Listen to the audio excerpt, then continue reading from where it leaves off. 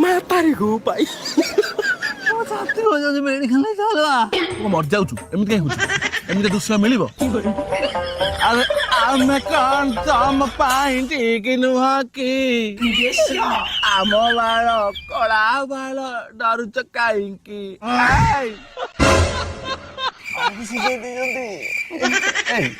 ତ ମତେ ମେଡିକାଲ ନେଇ ଯାଉଥିଲା ମୋ ଛାତି ଗୁନ୍ଥଲା ସେ ବାଳ ସୁନ୍ଦର ପଶି କିଏ କହୁଥିଲା ଆଗେ ସେ